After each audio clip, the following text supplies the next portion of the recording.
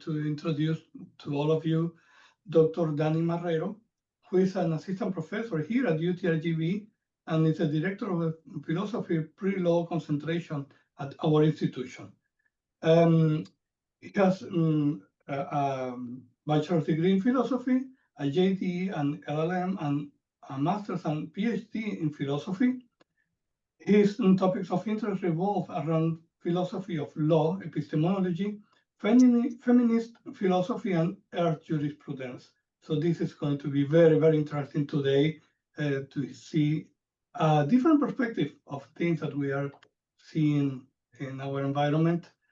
He has several recognitions that you can see on the screen. He's coming from the Universidad Pontificia Javeriana in Colombia. So we know very well this institution, very beloved institution for us who are South Americans. So I would like to say welcome to Dr. Danny Marrero.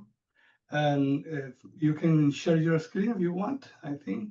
Thank you. Okay, thank you. Yes, I will share my screen. Yes. Let me see. I had a mess on my desktop.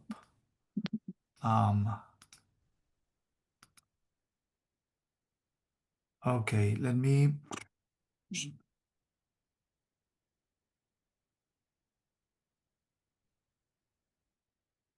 So first, I have to start apologizing because I will have to leave a little bit early. So I will aim to finish at 4:40, but I will leave time for questions and for some discussion. I love interaction, so I might ask you to do small groups and whatever, but I will warn you before, so that I don't get you out of base. Let me share my presentation and I will start. The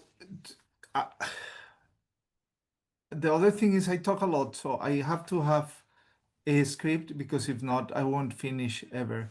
And you want me to get something done today. So I will follow my script and read. Sorry about my accent. English is my second language. And with this, so I will read. I start reading, and at some point I will stop the reading and show my face. No, you can see my face, so I don't need to do that. I forgot. Okay, so when I was invited to this seminar on December 5th, 2024, by Ms. Neira and Dr. Gladys Mestre, I was honored, and at the same time, I was confused. The invitation email said that they, open quote, found my research about earth jurisprudence, giving rights to rivers, and the philosophy of law to be fascinating, and that they will absolutely be thrilled if I would join with the presentation on the topic. I accepted the invitation, but I was confused because I was not sure about what to talk related to the movement of rights of nature to a group of research in a seminar named Brain and Beyond. That starts being intimidating, but then the seminar is sponsored by the Department of Neuroscience at the School of Medicine at UTRGV, which one of my relatives is studying neuroscience too, and she's the smartest of the family, way more than the rest of the family. So, and the Rio Grande Valley Alzheimer's Disease Resource Center for minority aging research at UTRGV too. So all this was intimidating first, and really I didn't know what to do till one student called my attention to the project Tracing Memories. It's beautiful. I really encourage you to check. So I started surfing and scrolling back and down and seeing pictures and reading the stories and blah, blah, blah, blah, blah. And I learned that in the four counties that make up the Rio Grande Valley, people who are 65 and older are almost twice as likely to be diagnosed with dementia as people in that age group are. Sorry. Whew. will start over. I learned that in the four counties that make up for the Rio Grande Valley, people who are 65 and older are almost twice as likely to be diagnosed with dementia as people in that group age in most of the country. And this is in all the pop science that I read during this time. In the Stark County alone, one of the nation's poorest, nearly 1 to 4 seniors had Alzheimer's or a related dementia illness, at least in 2021. That compares with 1 to 14th nationwide. And I know I am telling you what you already know. So in this part, I am preaching to the choir. You know better than me. You are thinking we didn't bring you to talk about this. I just want to make the connection and share how intimidated I was by this presentation. So, in my non-exhaustive research on this topic, I really was just the internet and whatever. But I want to learn more. I also learned that the causes of Alzheimer's are hard to identify, but research shows that poor access to healthcare, lack of education, water and air pollution, and other social and environmental factors leave people more vulnerable to this disease. And then that started calling my attention because now at least I identified the word water and pollution. So I started feeling like at home. Then sumim up to some of the environmental factors. Some researchers include that poor air quality, a greater reliance on cars or bus transportation over walking, fewer social interactions, and more stress also are causes of dementia. And then I also found that it was reported that our own Dr. Mestre has identified a handful of toxins in the water that seem to be cause dementia too. So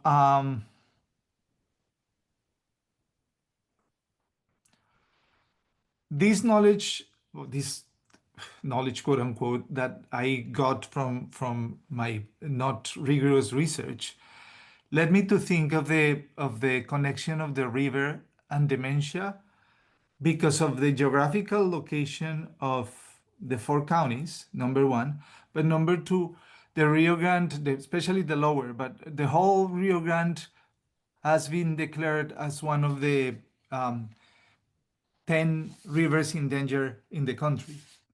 The lower Rio Grande is really in danger by multiple reasons that I am not going to talk about. So there is this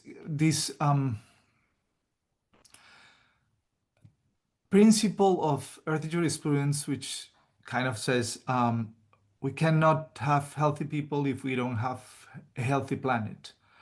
And that's the connection that I will try to share with you through this presentation. So I just expect you to, at the end of this short presentation, I want you to be able to explain two claims, just two claims. They are on the screen. I want you to, at the end, to think that one of the main contributions of the movement of the rights of nature is the opening of new spaces for subjugated people to inject radical, different legal and philosophical traditions into the Western mainstream philosophy and thought. That is one. So one of the main contributions of this movement is to be a platform for subjugated people to bring their causes to the front line. And then the other claim is that there is a non-trivial connection between the rights of rivers and human rights, including the right to health and specifically mental health, which is, I guess, what you care more about. So I will use, I want to focus more on the second claim, and I will talk about the second claim. And I hope that you can do the inference regarding the first claim. So you will find the first claim explicitly stated, but I won't talk too much about the subjugated people here.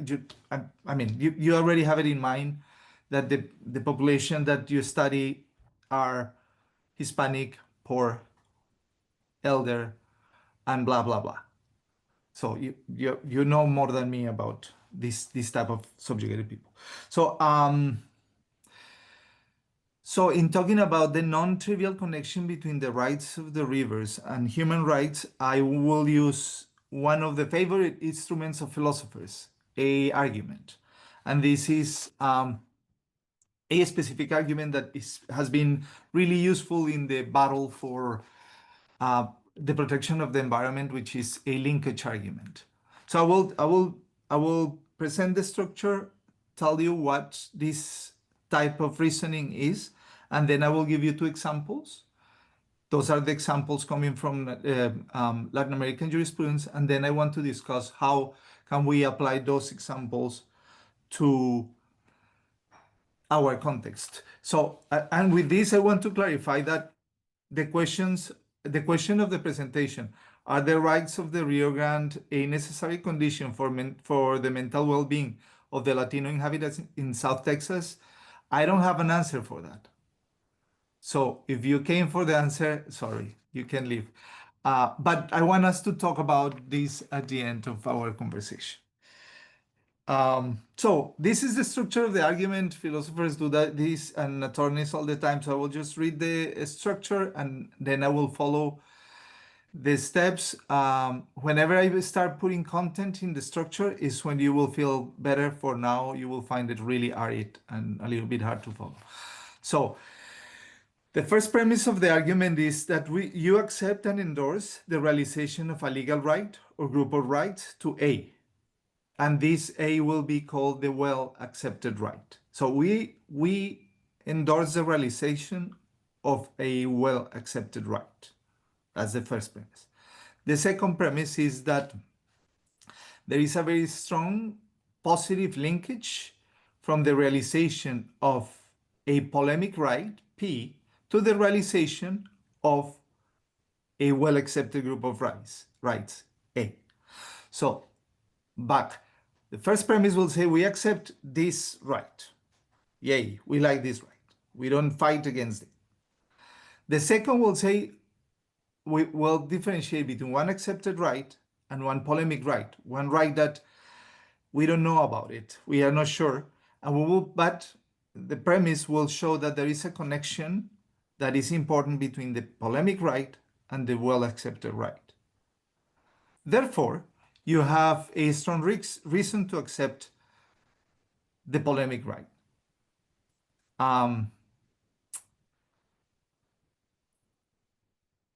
Because of the linkage between the polemic right and the well-accepted right.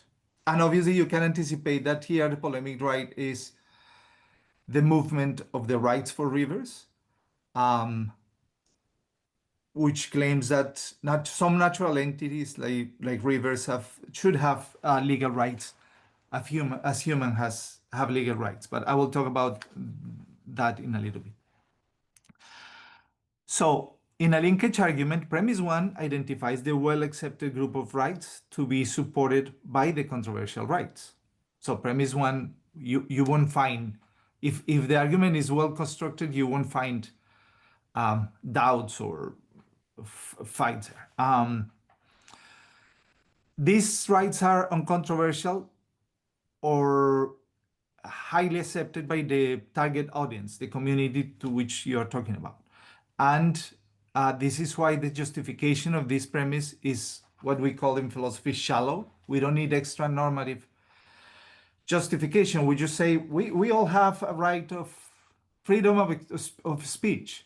And normally we don't fight against that right. We fight against the content. So the justification is just shallow because we don't fight about it. It just suffices to identify the general acceptability of the right under consideration.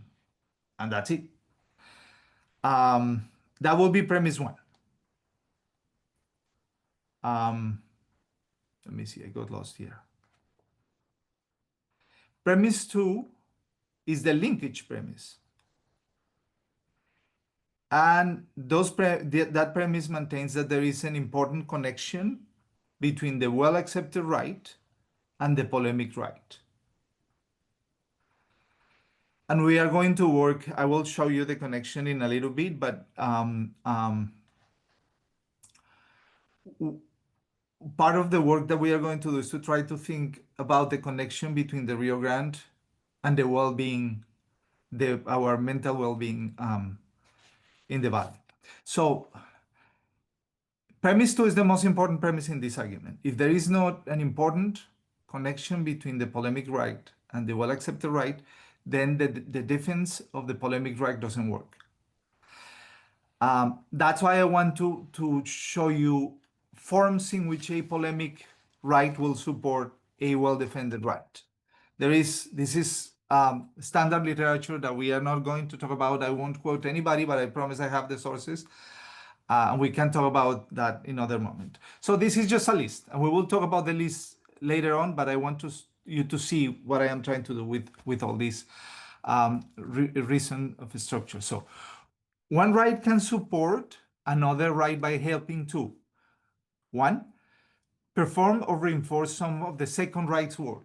So the polemic right help to reinforce the second right's work, to help to execute the right. Two, it helps to reduce the costs of realization of the second right. So if we have a well-accepted right, it will be less costly to execute the second right. Make the realization of the second right more secure, stable, or sustainable. Four, blocks the condition of threats that undermine or retard the realization of the second right. Five, improve the knowledge and capacities of the second right holders. Six, maintain or broaden the equitable, that is a closer approximation of the universal provision of the second rights, means the right should be applied to everybody. Seven, promote acceptance, knowledge, and use of the second right. And eight, promote acceptance, knowledge, and use, and eight, promote the willingness and ability of duty bearers to meet the responsibilities under the second right. And that's it. I will stop with the reasoning now. So this is the structure that I am going to develop.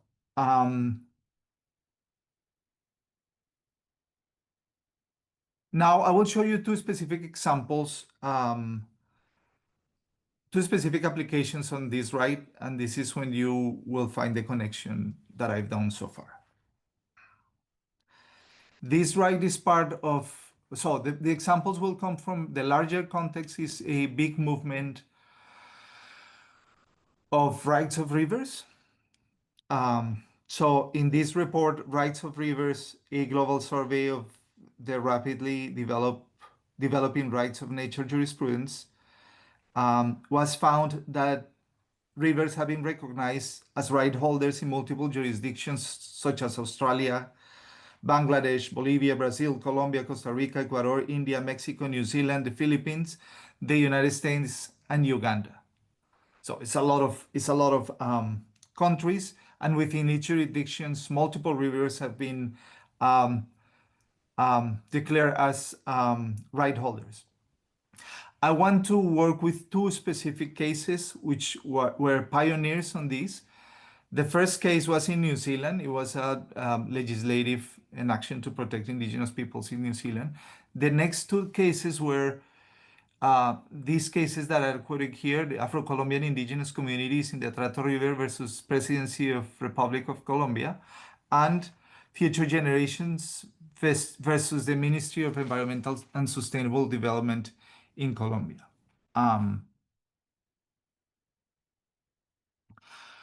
What I like about these cases is, number one, they've been quoted by all the other cases that I mentioned before in all the other jurisdictions.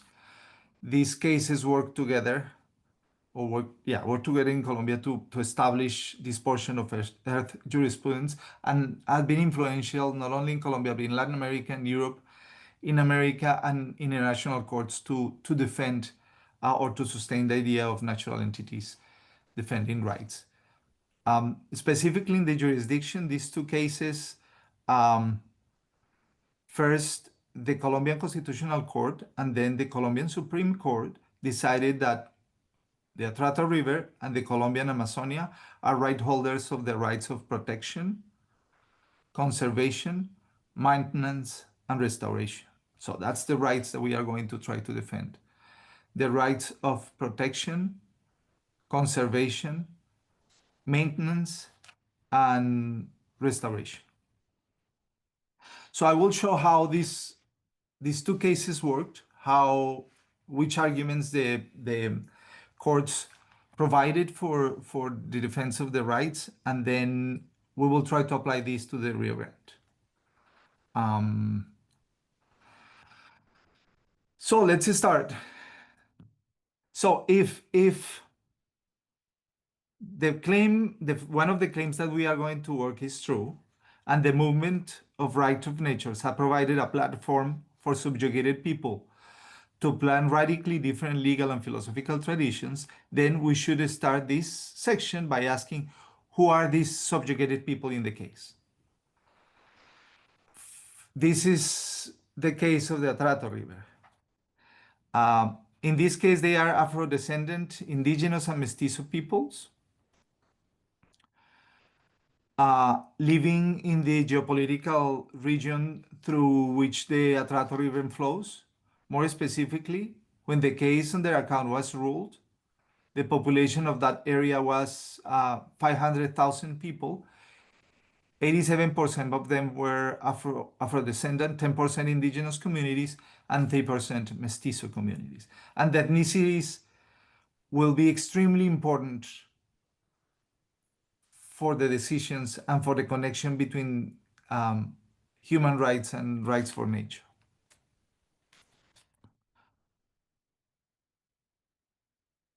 So premise one of the argument identifies the well-accepted right or group of rights to be supported by the rights of rivers. These rights, as I had said before, are uncontroversial and widely accepted by the target audience. So it suffices just to identify the general acceptability of the rights under consideration to justify premise one. Since in these cases the supported rights are constitutional rights, and in the legal community it is generally accepted that fundamental rights are included in a political constitution, then the Afro-descendant community satisfies the burden of argumentation if they show that the supported fundamental rights are included in the political constitution of Colombia. And then this is what they did. Then according to the Colombian court, the rights under consideration this is not what I wanted to do, were the right to subsistence. It was in Article 11 of the Colombian Constitution, the right to cultural, ethnic, and social integrity, Articles 1 and 7 of the Colombian Constitution, the right of not being subject to forced displacement, the right to collectively own their ancestral lands, and the right to public consultation regarding to extraction of natural resources from ancestral lands. So if you are evaluating this argument, the question or what you should be thinking is, do I accept that indigenous communities and the Afro diaspora in Colombia should have a right of subsistence? Do they have the right to persist over time? Do they have the right to culturally, ethnic, and social integrity? So these communities were communities, some of them, the indigenous populations before the Spanish came through to the Americas, and then the Afro-descendant came with the Spanish people as slaves, but they, especially in that area, they flee to this area of Colombia and have a long history and cultural richness there. So do they have the right to maintain their culture? The right to collectively own ancestral lands. So the concept of property in these communities is not individualistic, mostly is collective, and we are not going to talk about law and property in these communities because that's another presentation.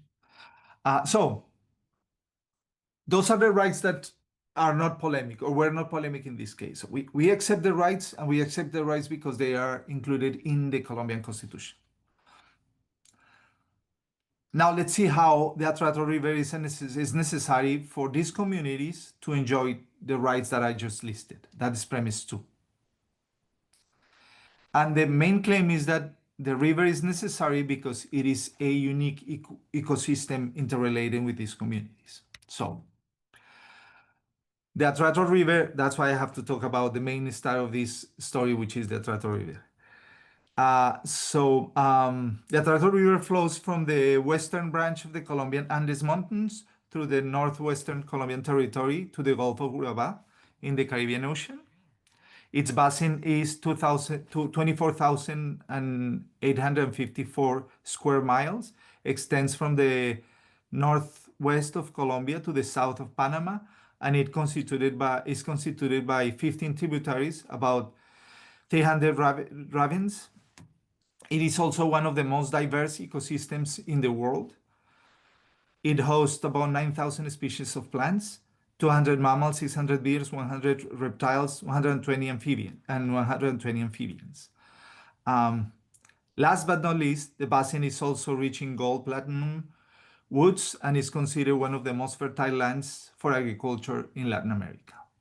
So it's beautiful, and it's rich, and is absolutely generous. This environmental wealth has shaped the Afro-descendant and indigenous communities' styles of living. For instance, these communities perform practices of traditional agriculture scheduled around the river cycles and include the farming of local foods such as corn, rice, chontaduro, plantain, cocoa, and sugarcane. Fishing is done with arrows and handmade cast nests. Mining applies traditional, not industrialized methods of gold and platinum extraction. With this, I am showing how there is a fundamental and vital connection between the river and the style of living of the communities, which is premise 2. Differently, when environmental deterioration doesn't allow ethnic communities to satisfy the basic needs of their individual members, such as health and personal integrity, those individuals are forced to displace to other places where those basic needs are guaranteed. If the members of these ethnic communities are forcibly displaced from their own lands, not only their lives of the individuals of these communities are negatively affected, but also the social network keeping the communities together is eroded. So I show in premise 2 the two movements. On one hand, what is the positive relationship between the river and the health of the communities, and then when the river deteriorates, the communities also deteriorate to the point that they disappear. So this is the structure of the argument. Sorry, this is PowerPoint 101. Don't do this. It's a lot of stuff, but it's easier for you to follow while I read. So premise 1, we accept that the Afro-descendant and indigenous communities of the Atrato River have the rights to subsistence, cultural, ethnic, and social integrity, the right to not be subjected to forced displacement, the right to collective own ancestral lands, the right to public consultations regarding to the extraction of natural resources from ancestral lands. And is that those rights are not supposed to be polemic because they are in the Constitution, the Colombian Constitution. And remember, obviously, the acceptability depends on the context. So because it's, I don't know if in America we will accept all these rights, but those are the rights that we accept in other places. Premise 2, given its environmental wealth, the Atrato River is necessary for the Afro-descendant and indigenous communities to enjoy their rights, and I already explained why. Therefore, the Atrato River should have the rights to protection, conservation, maintenance, and restoration. And the reason is because without the river, the communities cannot survive, and their culture will disappear. So this is this justification is called a biocultural justification, or is justified. The right of the river is justified by biocultural rights. Now, this argumentation has a problem, which is if the rights of rivers are only justified by specific cultural communities, then they have a limited scope. So the second case, or the second example, is important because it will expand this type of argumentation from specific cultural communities to the whole humanity. And this is why this case is an important antecedent in all the other cases that will justify the right, not for rivers, but also for a healthy, life-sustaining environment and climate. So you might be able to see in the second case how the structure repeats, which is what I want you to have in mind. So this is a second example, is the case Las Generaciones Futuras versus el Ministerio de Medio Ambiente, or Future Generations versus the Ministry of Environmental and Sustainable Development in Colombia. And in this case, the subjugated people are the future generations. And that's why they broaden the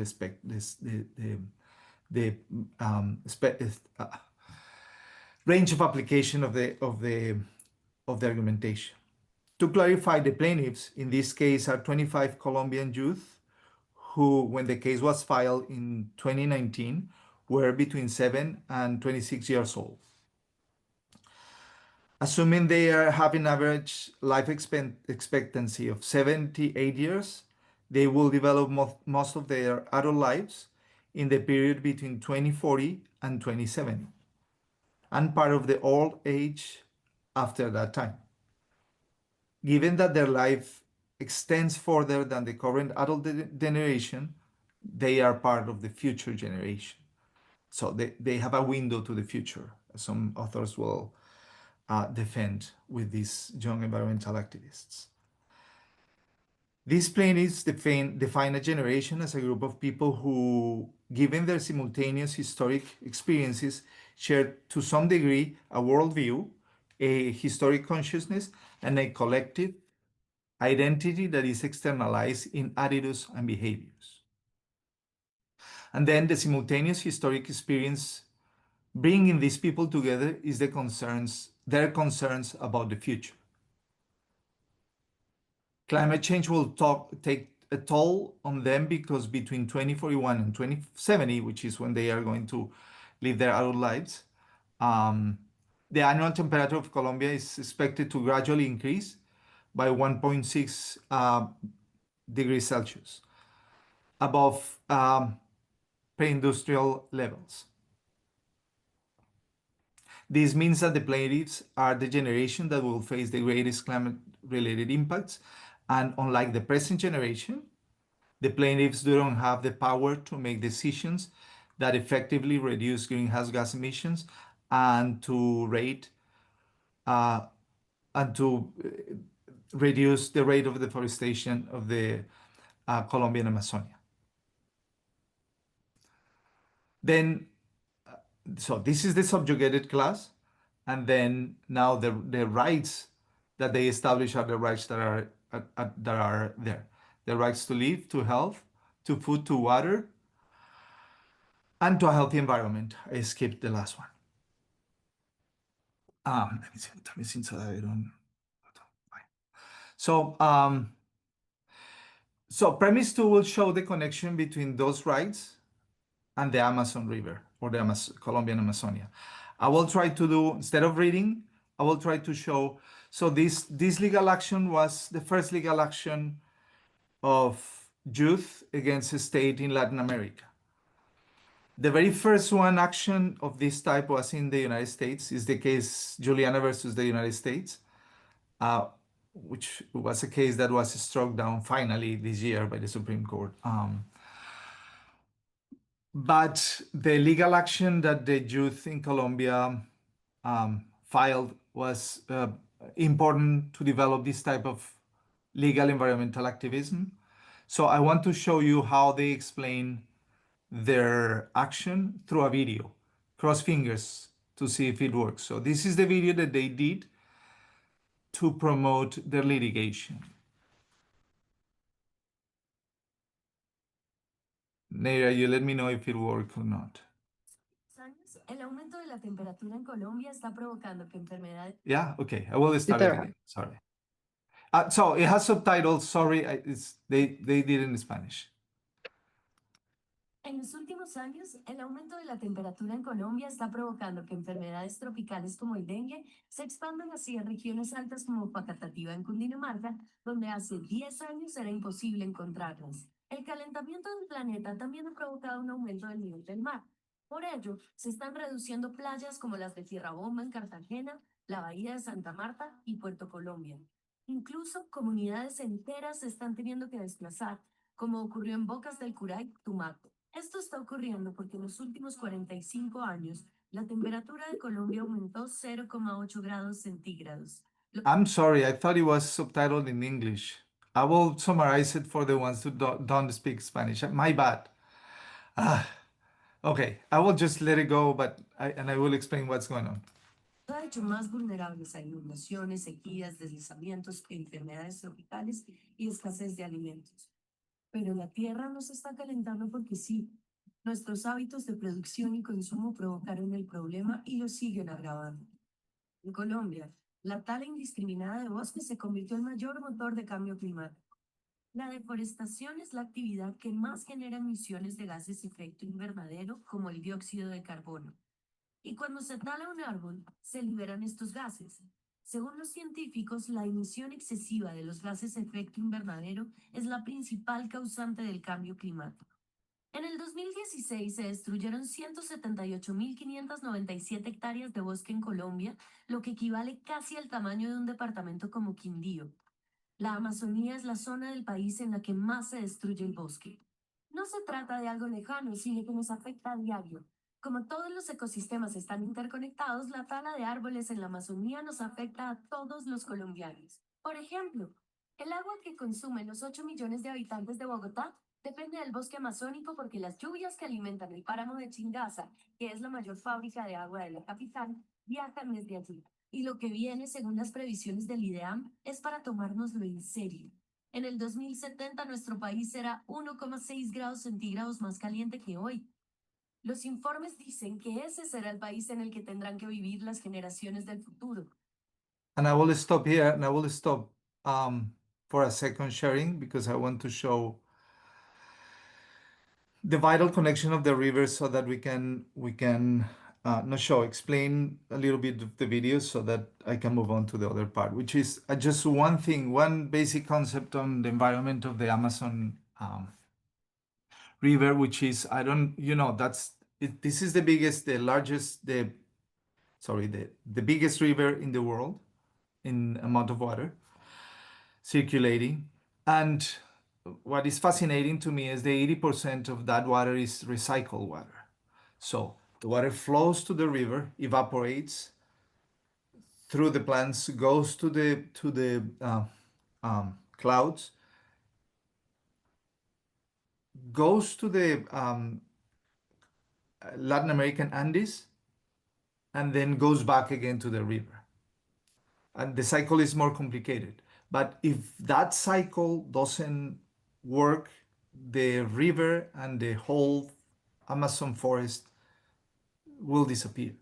And that is what is happening for deforestation, because one important agent in this circulation is the trees in themselves. So part of the argument of the kids in Colombia is, if we keep deforesting, then we will break the cycle of water of the Amazon, of the Colombian Amazonia, which is not only the river, is more than half of the country, because of the cycle of water that I am explaining. And then they will talk about all the other consequences, but I just wanted to, that's part of the video. I'm sorry I didn't find it with subtitles in English. I should have done that. I just assumed that it was the version that I had. Okay, so I will continue. I will share again, and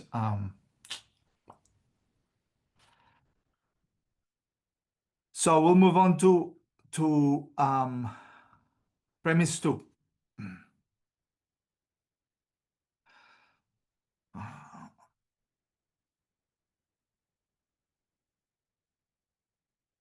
En los últimos, como el dengue, se expanden hacia el Sorry.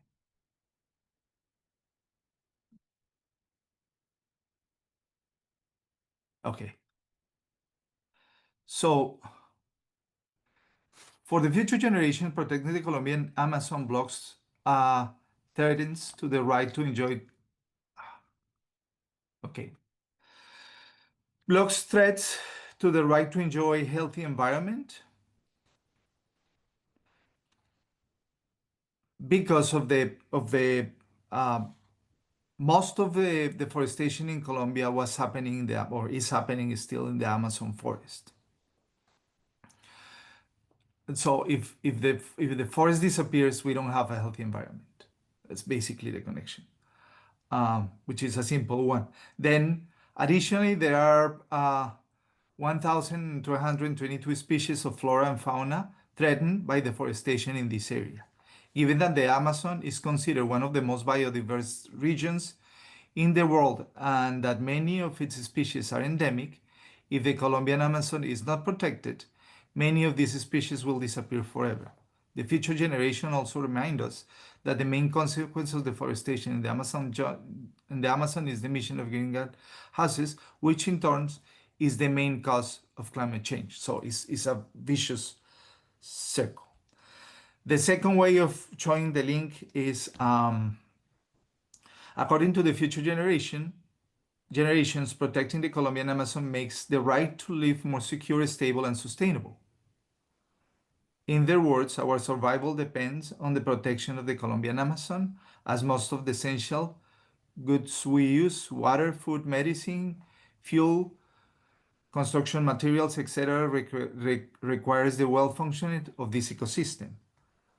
Third, the protection of the Amazon River also blocks threats that undermine access to water and the corresponding guarantee of the protection of the ecosystem that produces this natural resource. On one hand, such protection would reduce the likelihood of rainfall and water resources declining. On the other hand, given that 50% of the rainfall that falls in Colombia, in the Colombian Amazon is recycled water, protected the Amazon simultaneously protects the rain production of its ecosystem. And then the Colombian Supreme Court agreed with the plaintiffs, and for the Colombian Supreme Court, the fundamental rights to live, to health, to food, and to water are substantially bound to the environment because without a healthy environment, human beings cannot survive. The increasing deterioration of the environment is a serious attack against fundamental rights. This is why, for the court, the protection of future generations takes the form of specific limitations for present generations and imposes on them obligation regarding to the preservation of the environment. Given that the plaintiffs justified that the omission of the deforestation in the Colombian Amazon threatened their rights, then the court decided that the Colombian Amazonia had the rights of protection, conservation, maintenance, and restoration. And this is the structure of the argument. So it's again the same argumentation. Present and future generations of Colombian children and youth people have the rights to live, health, food, water, and healthy environment. Premise 2, the Colombian Amazon is necessary for future generations to enjoy those rights. And therefore, the Colombian Amazon have the rights of protection, conservation, maintenance, and restoration. And this is basically my expertise or whatever, my part of my research. This is part of what is happening in the world of eco-jurisprudence. The next movement, which is I want to do it more as, I guess, questions or discussion, is to think on the connection of the Rio Grande and the right to health or mental health in the valley. So I don't know if I will stop sharing for a second and then I will share again. But I don't know if we can do a short discussion in groups, if people will hate me or not. I don't know if you've done that. I am old school teacher. I like small groups and people be awake and interact. So what do you think? I don't know, your experience. I think your experience is so valuable. Or we can talk. I can just open the discussion and open questions, and I will open the microphone and we can talk together so that I don't. Yeah, Jennifer Yeah. said, let's do it. I just think that, yeah, let's do it. And I just don't want to make anybody uncomfortable. But But if then everybody agree, I've been told you gotta leave soon. yeah, no, I am aware of the time. Okay. I have time. So okay, I guess I don't know if I have. I will share again. I don't know if I have. What is the name of this?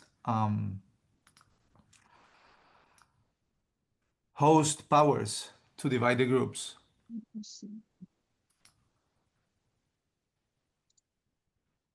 But if not, Neira, you can do it. It doesn't matter. So this is the question. Just gave you host. Okay. The question is, how can the Rio Grande, the rights of the Rio Grande of protection, conservation, maintenance, and restoration support the rights of a health, of the rights to a health of Latino inhabitants in South Texas, mental health. Sorry, I didn't see that part.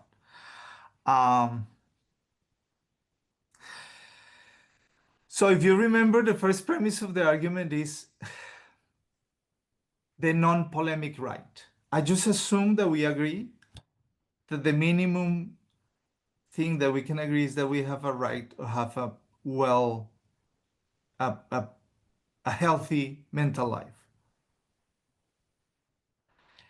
I can do a lot of legal acrobatics with the legislation of Texas and the United States to show that we have that right, but I don't want to do that's less sexy and less important for what we are doing right now. What I want you to do is so unless someone objects, I will assume that everybody agrees that we should have a healthy mental life, and that's all right.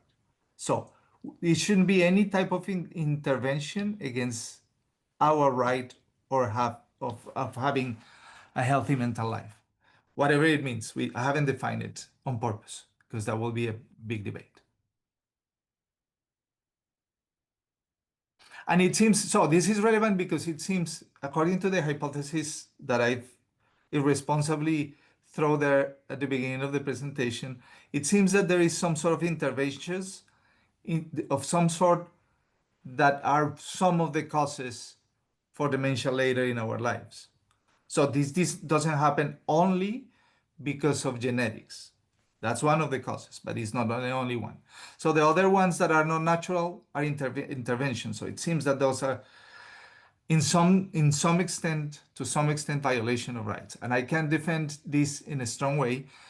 International courts has done that with elder populations, but this is not my presentation today. So, okay, so what I want us to do is, if we agree with that, let's think of how the river will help us to have a healthy mental life using the 8 categories that we have here.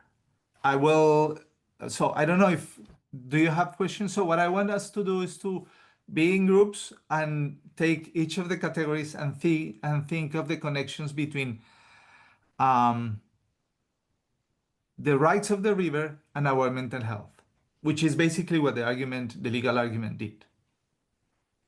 So any questions?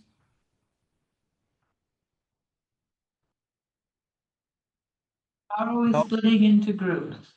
Yeah, I will explain. I will do that.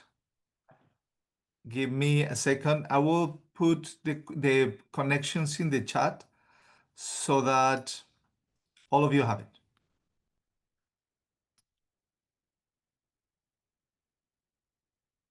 And then I will divide you in groups.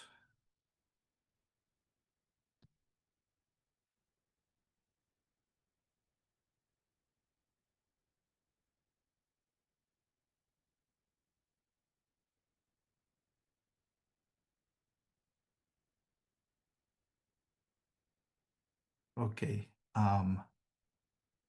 The questions are there in the chat. I don't know if whenever I divide you in groups, they will disappear. So it's better if you copy it and paste it. So make sure you have them. Yes. And now I will see if I remember how to do breakout room. So 3 people is good. And these will be random. I didn't. And what if we have, let me see what time is it.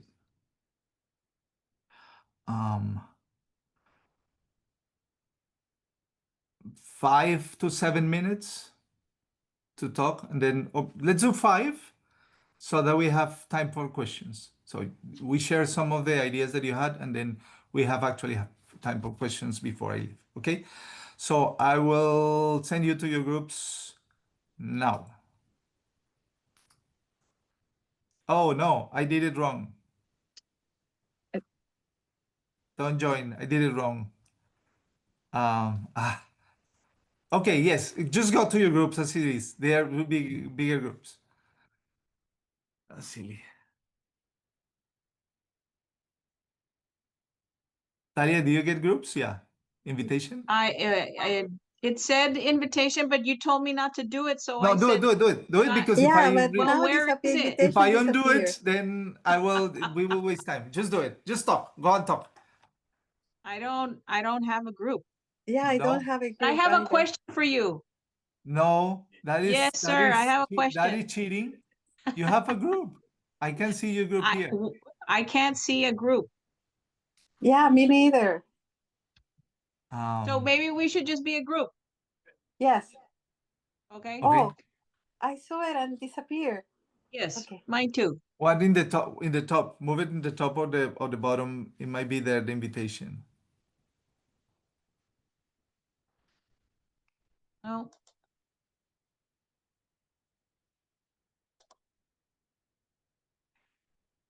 That is funny. I will. What about? So this is a Wait. very What about basic this? question. Oh, here it is. Okay. Okay.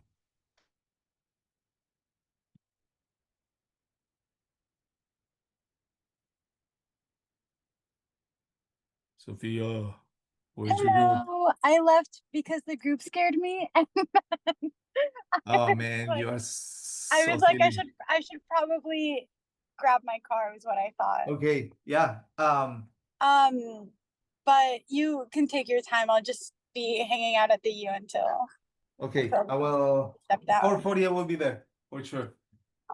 Okay, yeah, that works. I have time. Okay, bye. Okay, I'm just not gonna join a group, basically. So how was the thing? Crazy? Why would it be crazy? I think it was good. It's fun. I just wanted to talk more about health, but it's just too much info. Yeah, it's a lot of information. Let's see what they say with the questions. Wait, so I thought that they had about the action I can hear you. to well-being. Oh no, No, that is a no, we will talk. We will talk in 5 minutes because I can not hear you. yeah. I think it might just be my habits. Okay, let's talk in a little bit. I'm just getting out in the main area. Oh, okay. You're already there? God, that's early. Wait, no.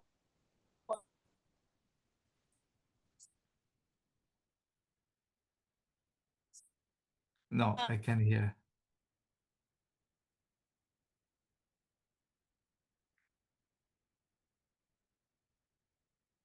What about?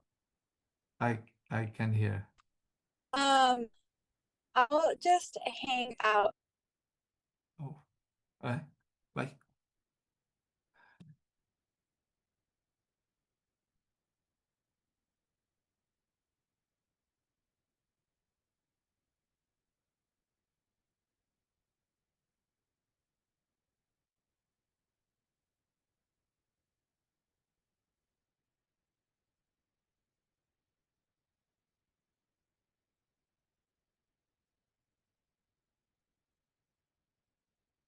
Yes, I'm here.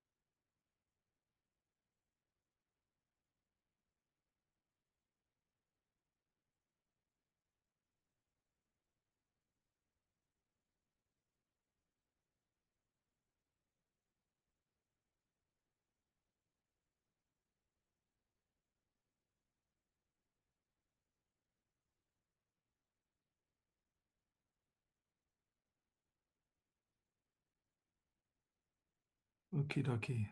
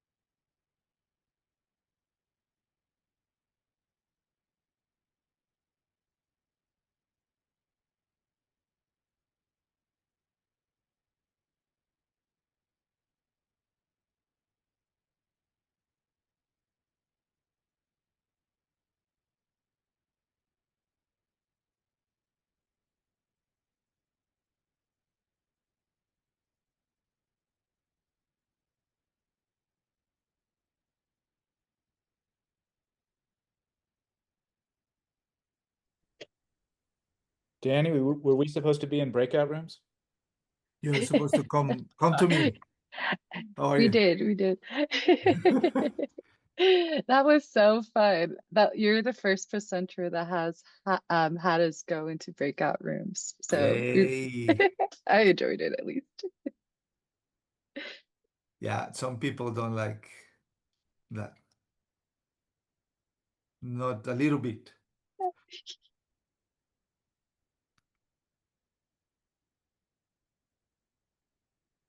Let's see.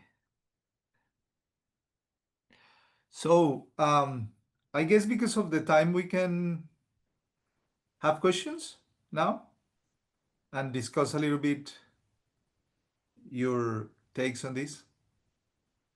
Well, we figured out everything, so we just figure if you just get the same group together, we can figure it all out, and then we'll just give you the answers, okay?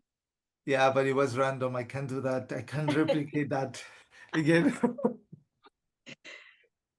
So I know it was a lot, but I just wanted you to have a taste of what all these plaintiffs and the movement of rights of rivers does around the world. So I started off really kind of because I didn't want to fight with you in front of all these nice people. Do it. you suggest that it is a non-polemic right to have a healthy mental life, and I agree. This sounds wonderful. The idea that we wouldn't want that for everyone is not the problem. What I think is the issue is how we move. How you do that? I mean, how do you do that as an attorney? You say, how do you move from arguing that there is a particular beneficial state in which people should exist, and then turning that into a right? Because rights to me have to have somebody who's responsible for them, right? There needs to be something attached to it. I mean, I could snatch a bunch of human rights out of the air, but they don't mean crap if I don't have something connected that I could say, look, this is happening. Who do I go to? Right? I mean, we have some great ideas beyond that. Well, I just think that there are two different problems. One problem is, should we have a right? The other is, how do we implement the right? Okay. And the third one is which is part of the problem in, we used to say that oh, shoot, I am being recorded. So I was going to say something politically incorrect, but I won't. The technical word will be with states that are failing. Then because they cannot guarantee the rights, it doesn't mean that the rights don't mean anything, you know? Okay. That's So a good those answer. are three different questions. One is normative, the other is factual, and the third one is, should we really, then if we cannot implement it, we don't have the moral obligation to? I think that will be my answer. Okay. That's good. And it's a little bit more complicated, you know, but we don't. Of course. For So our group, yes. Jennifer had some real answers for everything. Oh, Jennifer is super disciplined. Oh, I do? So I like her. Actually, I have a lot of questions, but we did have a really interesting conversation. One, that we are very ignorant about our own river. So how much is it used to support physical and mental health, right? So we know that it's used for drinking water, and we know that birds and fish, right, live in the river, but is it used? You gave examples of how the river supports life, right, in other parts of the world, but does it support life? How does it support life here? It's a border, it's contested, right? It's militarized. So in many people's view, it's a negative.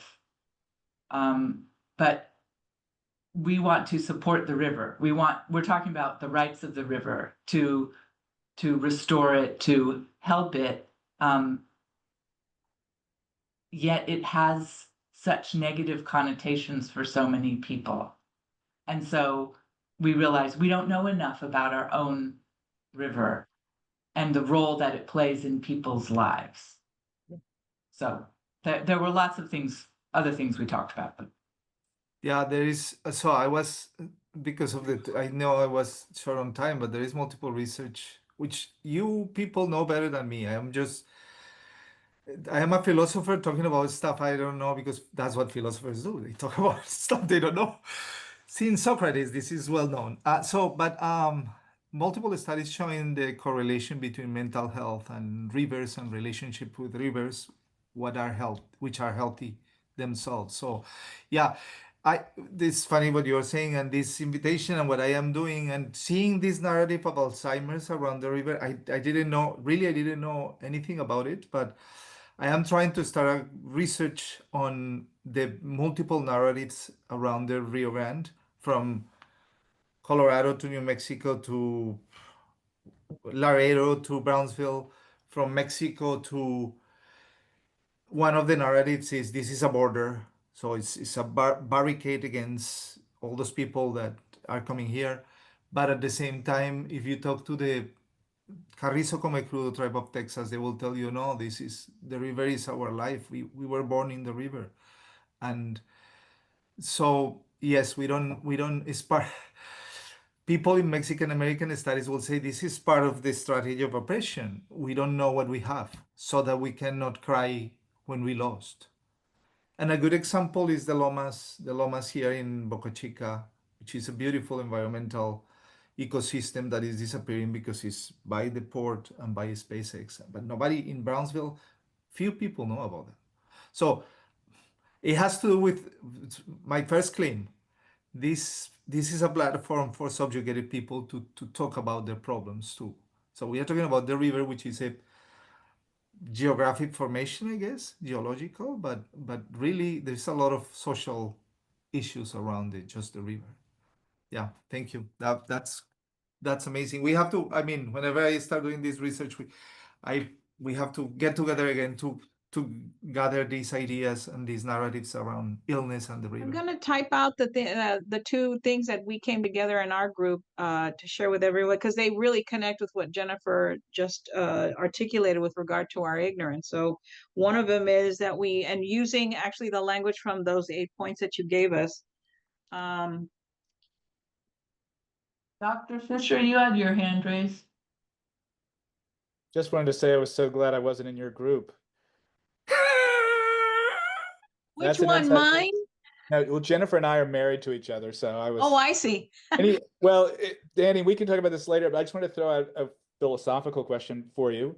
I think it's in philosophy. The idea of natural formations having rights, which is sort of a step in the history of rights thinking, I believe, from animals having rights, which is a step away from human beings having rights, right? So human beings really didn't articulate that they have any rights until what, the 1700s, and then they were expanded from males to females to other, all humans, young and old.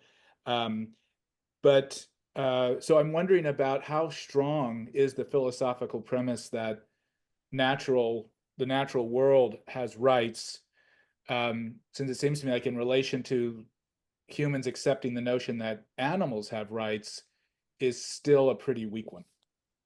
Yeah, it depends. So the famous philosophical position in America is by Sloat, which will say, well, we accept that corporations have rights. So you cannot mess with Amazon, because if you violate their rights, they will hunt you to death.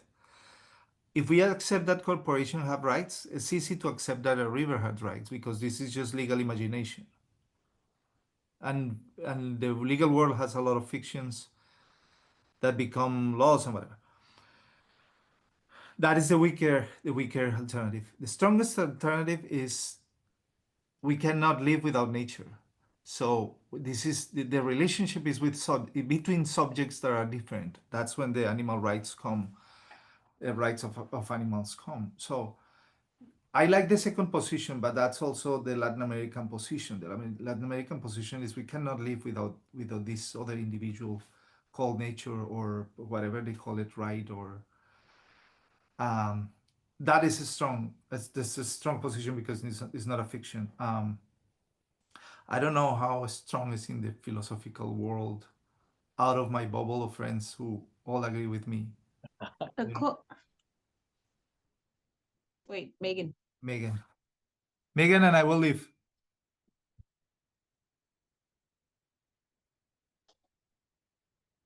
Megan, you have your hand up, but we couldn't hear your question.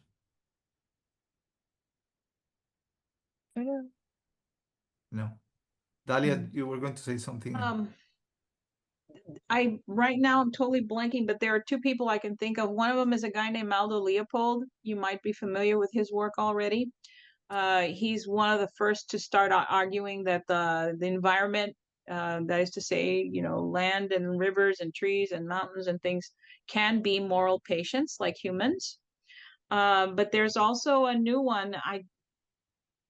A friend of mine just gave me the book she started to use, and I will look for it, and then I will send it to someone, to Nada or Maybe this is a better answer.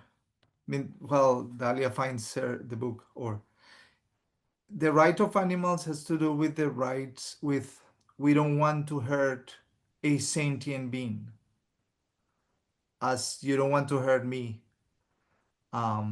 because it hurts. So you see that pain is not something that we value in society. but the rights of nature had to do with survival. If we don't protect nature, we don't survive. And we protect animals too. So the second movement is bigger because you will talk about natural entities, the whole Amazon, Colombian Amazonia, or the whole Amazonia, or the whole Rio Grande Delta, not just parts of it. And it doesn't have to do with the sentient being, but to whole ecosystems to protect. I don't disagree with you about the need for humans to harmonize with the biosphere in which we live. It seems like in the world of ideas that humans use to create the fictions that allow us to interact, that this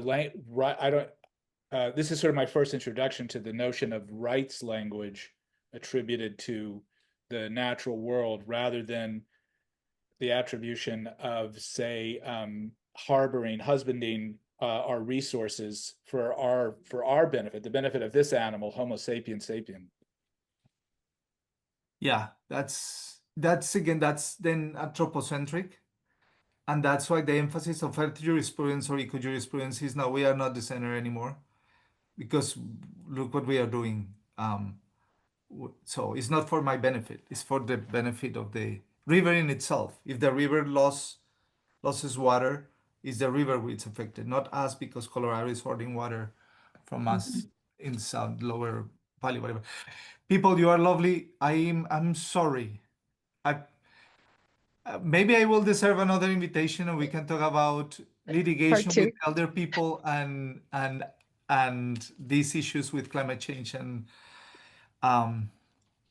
dementia with older people in the law. But for now, I have to leave. Thank you. Thanks. Thank you so Danny. You much, can Dr. keep talking. You Marrero. don't have to leave. I have to leave, but you can keep talking. I will leave. Thank you Okay. so much. Bye. Stay safe on your Thank you. conference. Bye.